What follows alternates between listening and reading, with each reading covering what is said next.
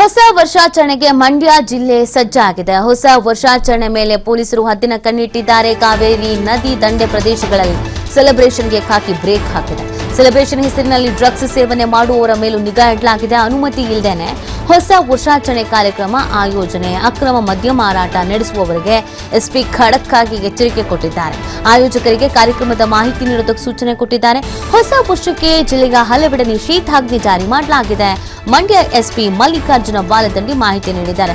ಸುಮ್ಮನೆ ಪಾರ್ಟಿ ಮಾಡೋದೆಲ್ಲ ಇಲ್ಲ.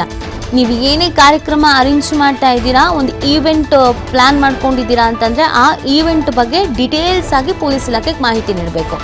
ಈವೆಂಟ್ ಈ ತರ ಇದೆ, ಕಾಕ್ಟೈಲೋ ಮಾಕ್ಟೈಲೋ ಏನ್ ಕತೆ, ಅದರ ಜೊತೆಗೆ ಎಷ್ಟು ಜನ ಭಾಗಿ ಆಗ್ತಾ ಇದ್ದಾರೆ, ಇದೆಲ್ಲದ್ರ ಬಗ್ಗೆನೂ ಕೂಡ ಡೀಟೇಲ್ ಅನ್ನು ನೀಡಬೇಕಾಗತ್ತೆ.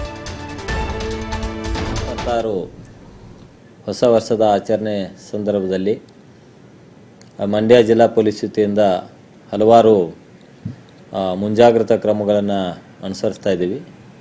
ಮುಖ್ಯವಾಗಿ ಕಳೆದ ಒಂದು ವಾರದಿಂದ ಸ್ಪೆಷಲ್ ಡ್ರೈವ್ ಅಂಥೇಳಿ ನಾವು ಏನು ರಸ್ತೆ ಸಂಚಾರದಲ್ಲಿ ಯಾರು ನಿಯಮಗಳನ್ನು ಉಲ್ಲಂಘನೆ ಮಾಡ್ತಾರೆ, ಡ್ರಗ್ಸ್ಗಳನ್ನ ಬಳಸ್ತಾ ಇದ್ದಾರೆ ಅಥವಾ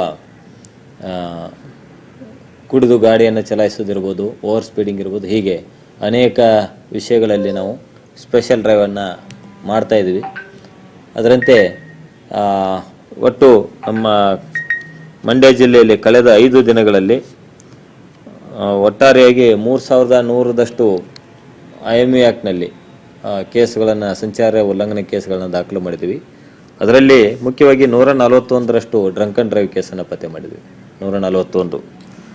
ಸೊ ಮತ್ತು ಹೆಲ್ಮೆಟ್ ಉಪಯೋಗಿಸ್ತಾ ಇರೋದು 559, ಸೀಟ್ ಬೆಲ್ಟ್ ಹಾಕ್ತಾ ಇರೋದು 661, ಓವರ್ ಸ್ಪೀಡು 313 ಮತ್ತು ಟ್ರಿಪಲ್ ರೈಡಿಂಗ್ 44, ಮೊಬೈಲ್ ಉಪಯೋಗಿಸ್ತಾ ಇರೋದು 13 ಕೇಸು.